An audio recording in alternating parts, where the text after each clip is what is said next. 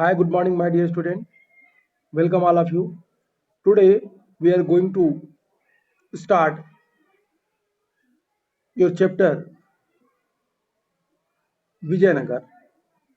In this chapter, we have read about the Vijayanagar rulers, about the contemporary history of the Vijayanagar, where we discuss about the prominent king, the Krishnadev Rai, and their opportunities and their reform also. Today, we will continue point 3 Vijayanagar and the capital and its environs. If you will see the picture of Vijayanagar capital, then you can easily understand that it was planned settled city. The whole city was proper developed and it is in the grand way. Their glamorous life, city life, and their importance in the foreign travelers, what they explained about that, we will discuss further. But here, like most capital, Vijayanagar was characterized by the distinctive physical layout and building style. That is the very important things. हमें उस समय के सबसे प्रसिद्ध शहरों में विजयनगर के बारे में समझने के लिए हमें उसकी चीजों को देखना पड़ेगा और फिर कितने बड़े आकार में फैला था स्पॉलिंग सिटी, इसके बारे में डोमिंगो पायस क्या कहता है विजयनगर के लिए. This is an excerpt from Domingo Pass descriptions for Vijayanagar. Pace explained that the size of the Vijayanagar city, I do not write here because it cannot all be seen from any one spot. But I climbed a hill whence I could see a great part of it. I could not see it all because it lies between the several range of hills. What I saw from thence seemed to me as large as Rome and very beautiful to the sight. There are many groups of the trees within it, in the gardens of house, and the many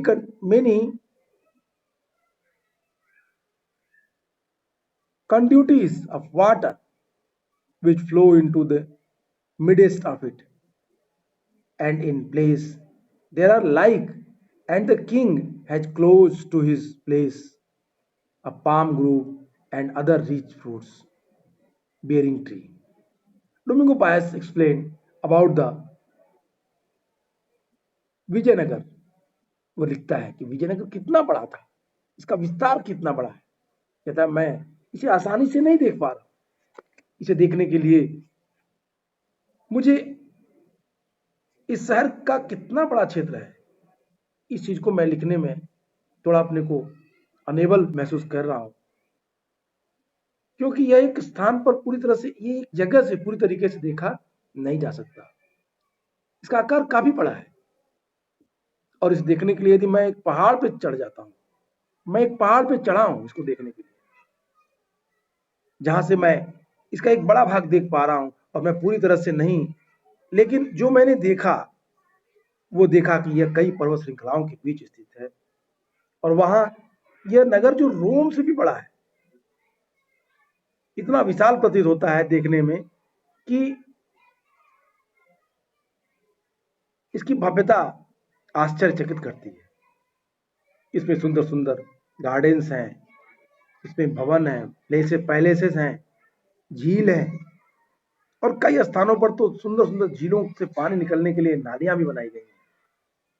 राजा के महल के समीप ही खजूर के पेड़ों का palm के gardens भी दिखाई देते हैं जो अच्छे अच्छे फल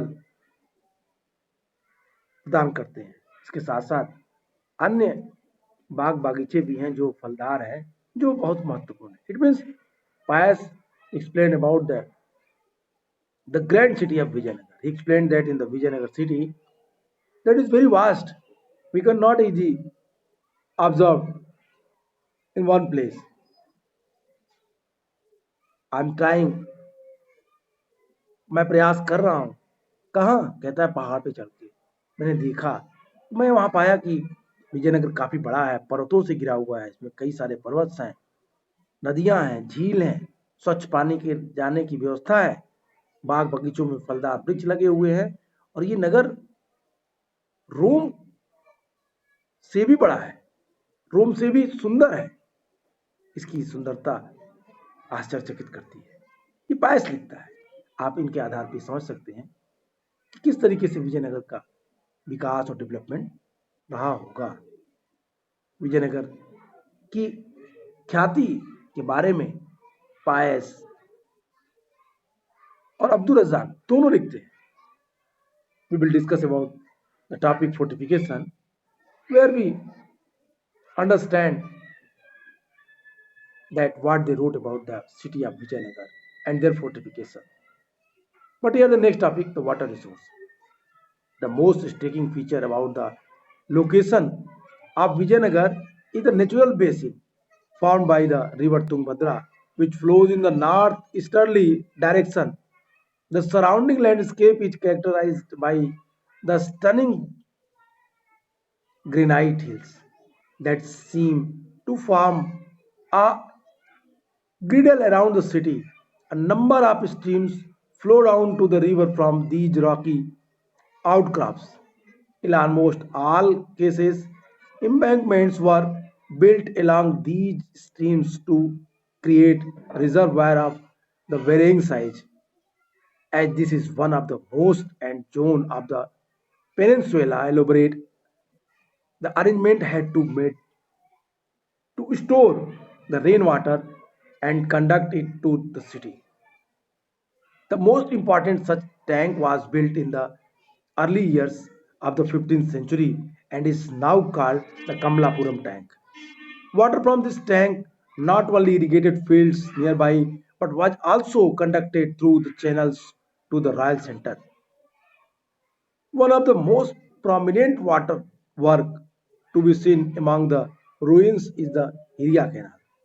This canal drew water from dam across the Tungabhadra and irrigated the cultivated valley that separated the scrap center from the urban core. This was apparently built by king of the Sangam dynasty. My dear student, here author want to inform you. Here author give you information about the water resources in Vijayanagar. No doubt, the Vijayanagar was established the bank river of Tungabhadra, where the irrigation facility is properly available. Tungabhadra rivers, their water is useful for the Vijayanagar through channels, through canals. The water came into city and it was used by the common people as well as the royal families and irrigation and religious center also. That is the very important things. You have to understand. The Hiria Canal during that time, that was a very famous canal. It provided the irrigation facilities for their farming areas as well as the religious center and royal palace. The area canals made from the granites payable, पानी कहीं waste न हो इसके लिए पत्थर की पट्टिकाओं से नालियां बनाई गई थी जो तुंगभद्रा से निकल के सीधा सिटी के अंदर तक प्रवेश करती थी। फोर्टिफिकेशन में बड़े बड़े टैंक भी बनाए गए थे। The Kamalapuram tank is one of them. Kamalapuram tank was a very famous tank. That is the water reservoir which gives the drinking facilities as well as the irrigation facilities when the, the people, the common people of Vijayanagar felt the scarcity of water. पानी की कमी से जब वो महसूस करते थे तो उन्हें ये कमलापुरम टैंक से भी पानी प्राप्त होती थी। इस तरीके से विजयनगर के पूरे फोर्टिफिकेशन के लिए, पूरे पैलेस के लिए वाटर की अच्छी व्यवस्था थी, ड्रिंकिंग फैसिलिटी के लिए पानी की अच्छी व्यवस्था की गई थी, रिजर्वायर बना करके, कैनाल्स निकाल करके, तुंगभद्रा से डायरेक्ट लिंकेज करके कई चैनल्स को सिटी के अंदर पहुंचा करके irrigation, drinking facility and religious purpose सभी के लिए वाटर की प्रॉपर अरेंजमेंट विजयनगर में हमें दिखाई देती है। The fortification and the road, that is a very important topic. Again and again यहाँ से आपके बोर्ड के एग्जाम में कई बार क्वेश्चन पूछे गए। The fortification and road, here before start this topic I would like to tell you that you have to learn two names, Domingo Paez and Abdul Razak, who gave information about the fortification of Vijayanagar. Abdul Razak started to write about the fortifications. He wrote that the Vijayanagar was covered from not one wall, two wall, three wall, it covered seven walls. That is a very important thing. And the inner part, the first part, second part, and third part, that is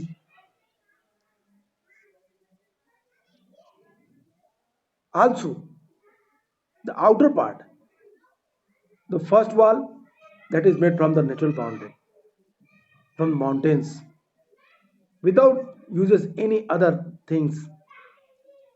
masons ने इसको तैयार किया था बिना किसी गारे के, बिना किसी चिनाई के। पहली जो फोर्टिफिकेशन की दीवार थी, जो पर्वतों से तैयार थी, प्राकृतिक पर्वतों से, उनको बनाया गया था। इन पर्वतों को बना करके, मजबूत करके उन्हें सही किया गया था। अब्दुल रजाक जो एम्बेसडर था, वो इसके बारे में लिखता है। Let us come on the topic and see what author explained. Before we examine the different part of the city in the details, let us look at what enclosed them all. The great fortress wall. Abdul Razak, an ambassador sent by the ruler of the Persia to Calicut, the present day Kozhikode in the 15th century, was greatly impressed by the fortification and mentioned the seven line of the fort. These encircled not only the city but also the agriculture, hinterland, and forest. The outermost wall linked the hill surrounding the city. The massive masonry construction was slightly trapped. No mortar, no cementing agent was implied anyone in the construction. The stone block were wedge shaped, which held their place, and the inner portion of the walls was the earth packed with the rough square or the regulate or the re- rectangular square or rectangular the bastions projected outwards. Abdul Raja was very much impressed having seen the fortification of Vijayanagar. He wrote in his account that when I saw the fortification, I got astonished that only not inner core was fortified, but also the agriculture lands, the forest, and the common people's residence also fortified. And the first wall, that is the outer wall, it was made from the natural resource like mountains. There were no use of any types of materials, mortar, cementing agents, or such type of other things. They never used that. The stone blocks were the wedge shaped, which held them in place. That is the strange.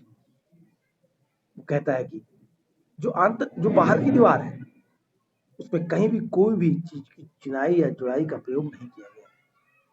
वो ये भी कहता है कि इतनी अच्छी व्यवस्था, इतनी अच्छी ढंग से इसको जो तैयार किया गया है, आश्चर्यचकित करता है। इन बातों का उल्लेख करते हुए कहता है वो कि शहर के इनर कोर्ट में जो है, इनर कोर का जो इलाका है उसे तो फोर्टिफाइड किया ही गया है। साथ साथ खेती करने वाले क्षेत्र, gardens area and the common peoples residence also fortified. फिर अंदर की ओर वो बात करते हुए कहता है कि जो पूरी संरचना है, ये पत्थर के टुकड़े, जो पेबल्स हैं, जो स्टोन्स हैं, दे वर ब्लॉक और वेज शेप में बने हुए हैं। दीवारों के अंदर का भाग मिट्टी और मलबे के मिश्रण से बना है। वर्गाकार, आयताकार जो बोर्ड हैं इसके, square and rectangular the westerns projected outwards, जो बुर्ज हैं बाहर की ओर निकले हुए हैं। इस किलेबंदी के संबंध में सबसे महत्वपूर्ण बात यह थी कि खेतों को भी इसमें घेरा गया था। अब्दुल रज्जाक लिखता है कि जो पहली, दूसरी और तीसरी वाल थी वो खेत, बगीचे और कॉमन पीपल के रेजिडेंस को कवर करती थी। इनके बारे में अब्दुल रज्जाक की ही तरह एक और फॉरेन ट्रेवलर्स है जो इनके बारे में लिखता है। वो entered the city, there was the great distance. Their name was Payas. Paes कहता है, Domingo Paes, Paes observed from this first circuit until you enter the city, there is a great distance in which are fields in which they sow rice and have many gardens and much water in which water comes from two lakes. These statements have been corroborated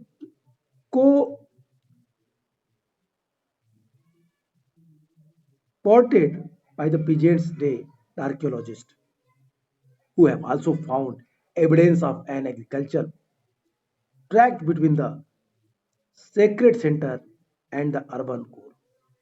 This tract was serviced by an elaborate canal system drawing water from the Tungabhadra. My dear student, here Domingo Pass observe कि पहले दीवार से और inner core के बीच की दूरी काफी ज्यादा है।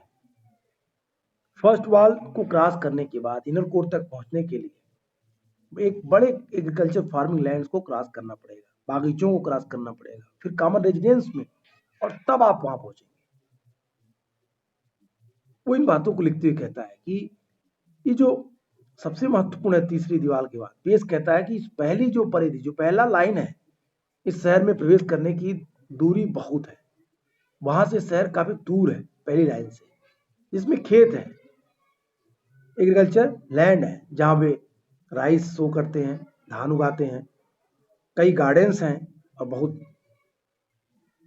से जल जो झीलों से लाया जाता है वहां पे आपको मिल जाते हैं। ये स्टेटमेंट आज के आर्कियोलॉजिस्ट के द्वारा कही गई है। This is not a gossip. In the excavation the archaeologist find that evidences behalf of that, कि उन्होंने पायस के जो स्टेटमेंट थे उनको सही पाया। जिन्होंने धार्मिक केंद्र, नगरी केंद्र, आर्कियोलॉजिस्ट ने इस बात की पुष्टि की गई है कि धार्मिक केंद्र और नगरी केंद्र के बीच एक कृषि क्षेत्र के साक्ष्य खोज है, मिलते हैं, और यह क्षेत्र एक व्यापक नहर प्रणाली के माध्यम से सिंचा जाता है, चैनल्स के माध्यम से इसको सींचते थे।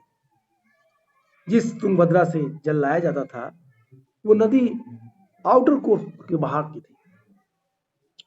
We have discuss in the water resource, where have discuss Tungabhadra के किनारे विजयनगर स्थित था और वहां से छोटे चैनल्स, कैनाल के माध्यम से पानी सिटी के अंदर लाया जाता था। Why do you think the agriculture tract were incorporated with in the fortified area? आप क्या सोचते हैं कि खेती करने वाला क्षेत्र क्यों इनर कोर में था? Often the objective of the medieval says was to stave the defenders into the submission। प्राचीन काल में अक्सर मध्यकाल में, मिडिल एरा में अक्सर काफी लंबे समय तक घेराबंदी का मुख्य उद्देश्य जो इन्वेडेड जो अटैकर्स होते थे वो आते थे और पूरे राज्य को पूरे फोर्ट को कवर कर लेते थे, घेर लेते थे और फिर एक लंबे समय तक उसकी घेराबंदी रखी जाती थी। ऐसी स्थिति में खेतों का फोर्टिफिकेशन के अंदर होने से जो रसद और सामग्री थी, खाद्यान्न सामग्री थी, उसकी कमी नहीं होती थी, इसलिए इसको फोर्टिफाइड किया गया था। घेराबंदी कई महीनों तक होती थी, कभी कभी कई वर्षों तक चल जाती थी और ऐसी स्थिति में इन अवस्था से निपटने के लिए विजयनगर में इनर जो फोर्टिफिकेशन के अंदर खेती की व्यवस्था की गई थी। विजयनगर के शासकों ने पूरे कृषि भूभाग को बचाने के लिए एक अधिक मांगी तथा व्यापक नीति को अपनाया था। The rulers of Vijayanagar adopted the more expensive and elaborate strategy for the protecting the agriculture belt itself. A second line of the fortification went round the inner core of the urban complex, and their third line surrounded the royal center, within which each set of major buildings was surrounded by its own high walls. दूसरी किलाबंदी नगरी केंद्र के आंतरिक भाग के चारों ओर बनी हुई थी। जो इनर कोर के पैलेस थे उसके चारों तरफ दूसरी किलाबंदी थी और तीसरी से शासकीय केंद्र शुरू होता था। रॉयल पैलेस का इलाका थर्ड बाउंड्री से शुरू होता था, जिससे महत्वपूर्ण इमारतों के प्रत्येक समूह को अपनी ऊंची दीवारों से घेरा गया था। दुर्ग में प्रवेश करने के लिए अच्छी तरह सुरक्षित घेरा बनाया गया था। सुरक्षित प्रवेश द्वार थे। A second line. The fort was entered through well guarded gates which linked the city to the major roads. Gateway were distinctive architectural features that often defined the structures to which they regulated access. Each on the gateway leading into the fortified settlements as well as the dome over the gate are regarded as the typical features of the architecture introduced by the Turkish sultans. Art historians refer to the style as Indo-Islamic as it grew continuously through the interaction with local building practices in different regions. दुर्ग में प्रवेश के लिए जो inner जो royal palace के जो part था third boundary में प्रवेश करने के लिए बड़े और सुरक्षित प्रोटेक्टेड गार्डेड गेट बनाए गए थे जो शहर के मुख्य सड़क से जुड़ते थे।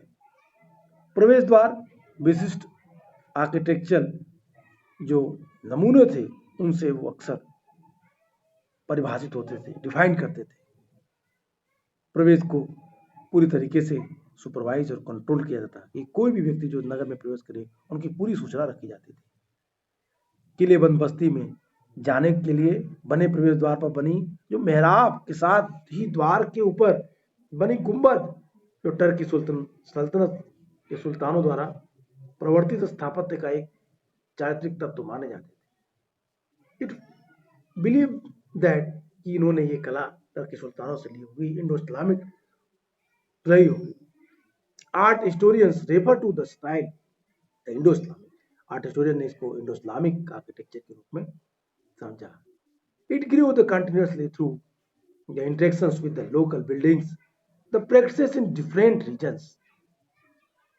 कला के जो इतिहासकार हैं वो इस शैली को इंडो इस्लामिक कहते हैं क्योंकि इसका विकास विभिन्न क्षेत्रों की स्थानीय स्थापत्य की परंपराओं के साथ संपर्क से हुआ। पुरातत्वविदों ने शहर के अंदर की तथा बाहर जाने वाली सड़कों का अध्ययन किया। उनकी पहचान प्रवेश द्वार से होकर जाने वाले रास्तों के अनुरेखणता फर्श वाली सड़कों की खोज की गई। सड़क सामान्यतः पहाड़ी भूभाग से बचकर घाटियों से होकर इधर उधर घूमती थी। सबसे महत्वपूर्ण सड़क में से कई मंदिर के प्रवेश द्वार से आगे बढ़ी हुई थी और उनके दोनों ओर बाजार थे। It means here we are discussing about the roads. Archaeological have studied the road within the city and those leading out from it. These have been identified by the tracing paths through the gateways, as well as by find the pavements road gradually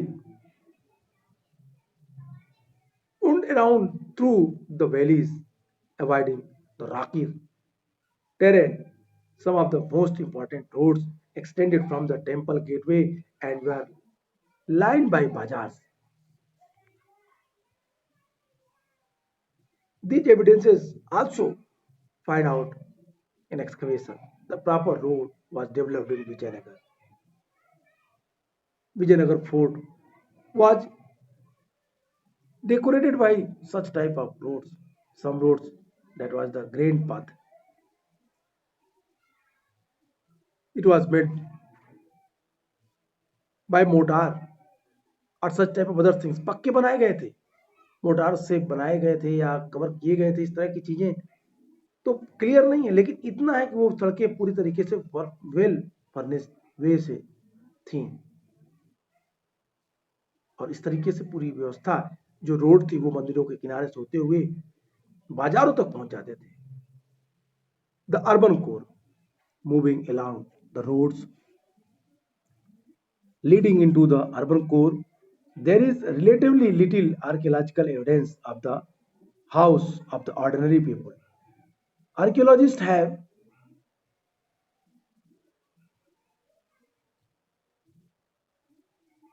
found the fine Chinese proclaim in some areas, including in the northeastern corner of the urban core, and suggest that these areas may have been occupied by rich traders. This was also the Muslims' residential quarter, tombs, and mosque. Located here have distinctive functions, yet their architecture resemble that the mandaps found in the temples of Hampi.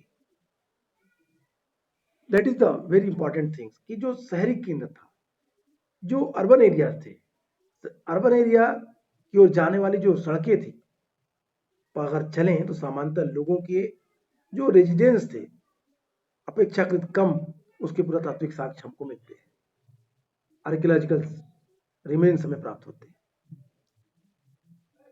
Archaeologist ने कुछ स्थानों पर जिसमें urban core का इलाका था urban core के north east का जो कोना भी शामिल है से कुछ परिष्कृत चीनी मिट्टी पाई है उन्होंने प्राप्त किया है और ये सुझाव दिया कि हो सकता है कि इन स्थानों पे अमीर व्यापारी रहते हो इट मीन्स अर्बन कोर के नॉर्थ ईस्ट पोर्शन में एक स्पेसिफिक एरिया है जहां चीनी मिट्टी के बने हुए कुछ मटेरियल्स मिले on the basis of that archaeological belief that the northeast portion of the Vijayanagar that was area of the prosperous people prosperous traders their houses or their shops situated maybe particular that area why they find such type of materials Chinese materials उन्होंने उसको प्राप्त किया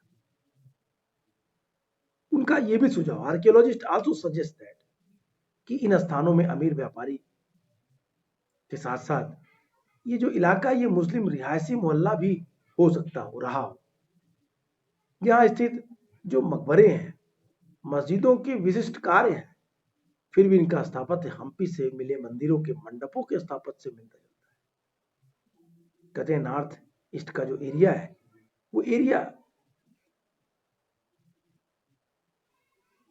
केवल व्यापारियों के लिए नहीं कहते हैं वो मुस्लिमों के लिए भी होगा क्योंकि वहां पे जो मिल रहे हैं जो इलाके वहां पे कई सारी मस्जिदें हैं इनका स्ट्रक्चर्स मुस्लिम्स है लेकिन वो हम्पी के स्ट्रक्चर से ही समानता रखते हैं field survey indicate that the entire area was dotted with the numerous shrine and small temples, pointing the prevalence of variety of cults, perhaps supported by different communities. The survey also indicates that walls, rainwater tank, as well as the temple tanks may have served as a source of water to the ordinary town dwellers. क्षेत्र सर्वेक्षण इंगित करते हैं सर्वे इस बात को proof करते हैं कि इस पूरे क्षेत्र में बहुत से पूजा स्थल थे indicate the entire area was dotted with the numerous shrines. बहुत सारे shrines थे, पूजा स्थल थे, and small temples pointing to the prevalence. छोटे छोटे विभिन्न प्रकार के जो समुदायों के द्वारा संरक्षित छोटे मंदिर भी यहाँ पे मिलते हैं। इनके प्रचलन को भी ये एक्सकवेशन क्लियरली बताती है।